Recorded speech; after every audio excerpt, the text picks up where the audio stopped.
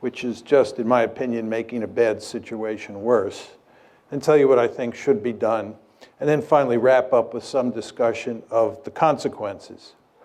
So let me start with some preliminary comments.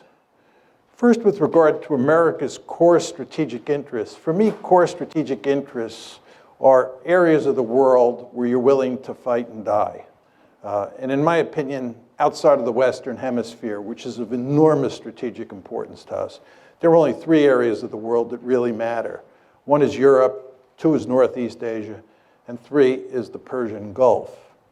And it's very important to understand that since this country got its independence in 1783, Europe has been the most important area of the world. Even though the Japanese attacked us at Pearl Harbor, we had a Europe first policy going into the war, and we had a Europe first policy throughout the war. And it's in large part because the great powers in Europe are more important than the great powers in Northeast Asia over time. And of course, the Persian Gulf was an important area because that's where the oil is, and oil is a critical resource that matters greatly in the international system. So those are the 3 most important areas outside the Western Hemisphere. And again, since the beginning of this country, Europe has been number 1.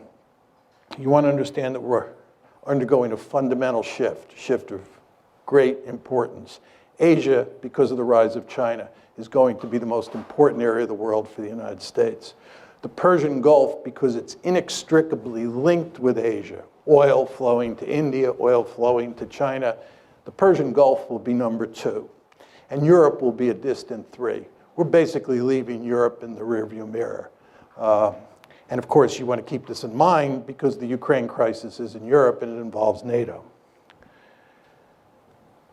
Just how to think about the geography of Europe. This is a simple, if not simplistic way of thinking about it, but here's a map. You can see where Ukraine is, you can see where Poland is, you can see where Russia is. The way I think about European security is there's France, Germany, Poland, Ukraine, and Russia. Of course, we're moving from west to east. These are the big kahunas. These are the big countries that matter. And of course, the 2 countries that matter the most historically are Germany and Russia, or for most of the 20th century, Germany and the Soviet Union. And I put them in red because, as you well know, both Germany and the Soviet Union fought bitter wars in Poland, in Ukraine, and we could add in Belarus as well, if need be. But as we go along here, you want to keep in mind that Ukraine is right next to Russia, and Poland is right next to Ukraine. And then out further west is Germany and France. Take this a step further. This is the ethnic breakdown of Ukraine. I'm going to show you a number of maps, all of which are designed to show you that Ukraine is a badly divided country, and what's taking place inside Ukraine today is in good part a civil war. And to that extent, it doesn't have that much to do with what the Russians or the West are doing there. And as you can see in red are mostly Ukrainian-speaking people. And then as you move further east, you're talking about lots of Russians and certainly lots of Russian speakers. This is the Ukraine election of 2004. This is the election in the wake of the famous Orange Revolution, which I'll talk more about.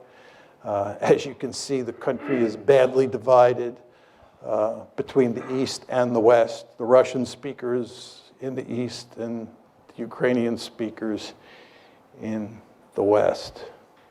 This is the 2010 election, which resulted in Yanukovych getting elected. I'll talk about President Yanukovych as we go along. He was elected in 2010. And you can see there the voting patterns in the 2010 election look a lot like the voting patterns in the 2004 election. And then these are 2 recent surveys that came out from the International Republican Institute, that's here in the United States. This one says, if Ukraine could enter only one international economic union, which of the following should it be? And of course, the blue is the EU, and the light blue is the customs union, or actually the red is the customs union of Russia, Belarus, and Kazakhstan. And the cities up at the top are in western Ukraine, and the cities down on the bottom are in eastern Ukraine. So you can see very clearly that people in the West would like to join the EU. People in the East have little interest in joining the EU. Those are the EU numbers.